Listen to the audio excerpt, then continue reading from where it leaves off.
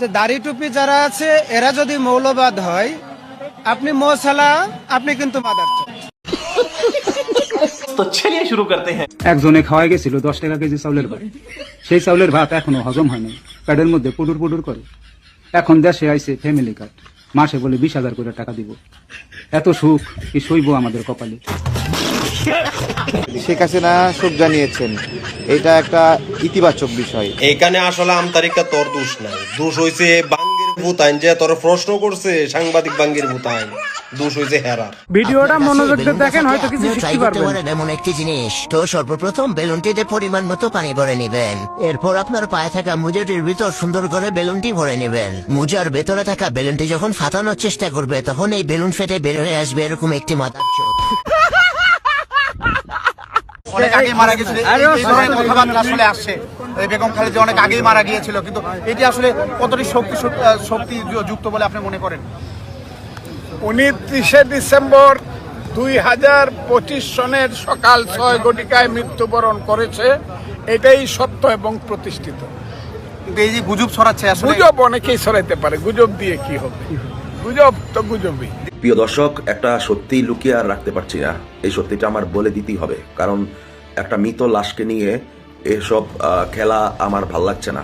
Heathrow airport থেকে শুরু করে তারেক জিয়ার প্রতিটি পদক্ষেপ, প্রতিটি স্টেপের ভিডিও ফুটেজ আছে। শুধুমাত্র তারেক রহমানের না, তার স্ত্রী জুবাইদা, জাইমা, জেবু নামক সেই বিড়ালটা, বিড়ালের পাসপোর্ট, প্রতিটি স্টেপ, প্রতিটি ক্ষণ, প্রতিটি মুহূর্তের ভিডিও ফুটেজ আছে।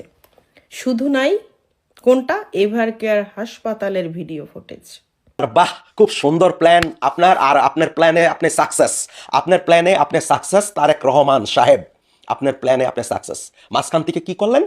একটা মৃত দেহকে, মা জননী খালেদা জিয়াকে আমরা জানি যে একজন মৃত মানুষ মানে যত তাড়াতাড়ি সম্ভব তাকে কবর দেওয়া, তা না হলে তার রূহ কষ্ট পায়। দর্শক, আমি যে মানে খালেদা জিয়া, মা জননী খালেদা জিয়া মারা গেছে, সেটা কবে অ্যানাউন্সমেন্ট দিছি এই পেজে, এত লুকোচুরি করে তারেক রহমান সাহেব রোড টু সাকসেস, মানে উনি সাকসেস হয়েছে, যে উনি যেটা চাইছিল যে জনগণ এটা না বলতে পারে যে মানে মা মারা গেছে, সন্তান ভয়ে আসে নাই, লন্ডন থেকে সন্তান ভয়ে আসে নাই। উনি সাকসেস। আরো 2 দিন আগে একটা ভিডিওতে বলেছিলাম যে তারেক রহমানের হাতে যত কাজ আছে, যেরকম এনআইডি কাটমাট, এগুলো সব কাজ যখন শেষ করা হবে, তখনই মায়ের মৃত্যুর সংবাদটা প্রচার করা হবে, তার আগে করবে না। আর সেটাই কিন্তু বাস্তবায়ন হলো। আমার প্রিয় দেশবাসী, যে মায়ের মৃত মায়ের লাশ নিয়ে এরকম নোংরা রাজনীতি করতে পারে, সে আপনাদের মতন সাধারণ বাঙালির সাথে কি করবে? মায়ের লাশ নিয়ে এই রাজনীতি আমি প্রথম দেখলাম, আমার জীবনের ফার্স্ট। তো তিনি লন্ডন থেকে আসলেন বাংলাদেশে, এর ভিতরে সে বাথরুমে গেলেন কয়বার, বসলেন কয়বার, কাশি দিলেন কয়বার, সব কিছু মিডিয়া আসছে, কিন্তু তার মায়ের পাশের সাথে তার কোনো ছবি না। এরকম যদি হয়ে থাকে, সে ভবিষ্যতে সে যদি বাংলাদেশের প্রধানমন্ত্রী হয়, ক্ষমতার জন্য সে কি না করতে পারে, মায়ের লাশ নিয়েও সে রাজনীতি করতে পারে। মা মারা গেছে এই কথাটা এখনো প্রকাশ করতে পারলেন না, কারণ সামনে নির্বাচনের পরে প্রকাশ করবে। তিনি মারা গেছেন খালেদা জিয়া 2025-এর 6 ডিসেম্বর আনুমানিক বিকেল 4টা। খালেদা জিয়া যখন মারা যায়, তাহলে এই মৃত্যুটাকে কেন চেপে যাওয়া হচ্ছিল? কারণ বিএনপির রাজনীতি সম্পূর্ণ নির্ভর ছিল খালেদা জিয়া এবং তার প্রবাসী পুত্র তারেক রহমানের উপরে। খালেদা জিয়ার দেহটাকে লন্ডনে নেয়ার জন্য 6-7 ডিসেম্বরের মধ্যে কিন্তু নানা রকম পরিকল্পনা চলছিল, কিন্তু সমস্যা হচ্ছে ব্রিটেনের হোম অফিস তারা বলল খালেদা জিয়াকে ফ্লাই করার আগে অবশ্যই তার মেডিকেল সার্টিফিকেট আমাদেরকে ভিসা অফিসকে দিতে হবে, প্রমাণ করতে হবে যে তিনি ফ্লাই করার যোগ্য অথবা তিনি জীবিত। কিন্তু তারা সেটা হোম অফিসকে দিতে তারা ব্যর্থ হয়েছে, যার ফলে ব্রিটেন সেই ভিসা তারা দেয়নি, কাতারও প্লেন পাঠায়নি, এয়ার অ্যাম্বুলেন্স সে 5 তারিখে আসবে, 6 তারিখে আসবে। তারেক চেয়েছিল, যেহেতু তার আশাটা নিরাপদ না, তাহলে মৃত্যুর সময় অথবা ডেড বডিটার সামনে অন্তত একটু কিছুটা নাটক করে যেন দেখাতে পারে যে মায়ের মৃত্যু শয্যায় তার একমাত্র পুত্র হাজির। সেটা করা সম্ভব হয়নি, ব্রিটেন হোম অফিস কোনো ভিসা দেয়নি। এবং এয়ার কার্গো, আমি বলবো যে অ্যাম্বুলেন্স, তারাও রিফিউজ করেছে। এখন তিনি মারা যাওয়ার পরে লাশও পাঠাতে পারছে না, দাদাদের সাথে নেগোসিয়েশন হয়নি, তারেকও আনতে পারছে না। কিন্তু এইদিকে এস আলমের সাইফুল, ভূমিপুর সাইফুজ্জামান, সেই জয়ের পুরা কি যেন নাম, শেখ হাসিনা জয়, মানে পুরো নাম মানে শেখ হাসিনা জয়ের নির্দেশে তখন ওখানে ঘুঁটি নাড়ছিল সাইফুজ্জামান ভূমিপুর, সেখানে এস আলমের সাইফুল।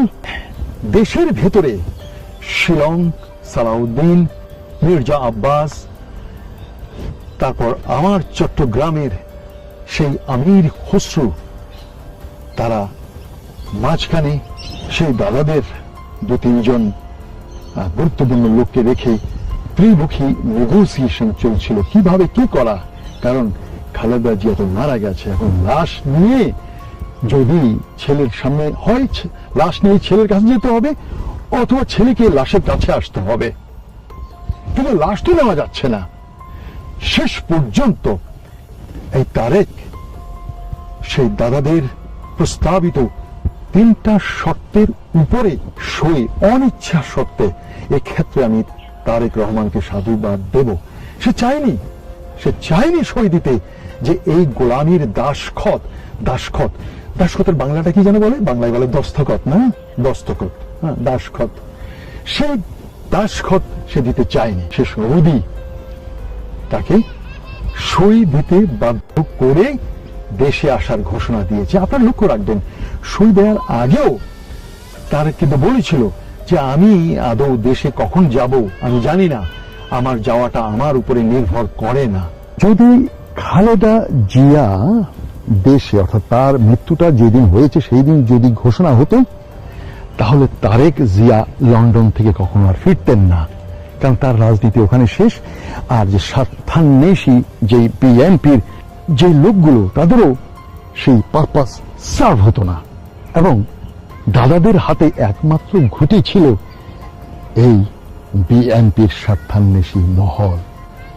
দাদারাই যেভাবে ছক এঁকে দিয়েছিল, ঠিক সেই ছক মোতাবেকই কাজ হয়েছে। অর্থাৎ বিএনপির ভোট প্রচারণা, বিএনপির রাজনীতি বেঁচে গেল। আপনারাও আর তারেককে কোনো দোষ দেবেন না যে না, মায়ের মৃত্যুর সময় ছেলে ছিল না। আর খালেদা জিয়ার এই মৃত্যুকে আজ প্রশ্নবিদ্ধ করে গেছে বিএনপির স্বার্থান্বেষিত সেই দল। তারেকের বউ যখন এসেছিলেন, তারেক আসার আগে, তখনই তিনি যায় অবস্থা ছিল।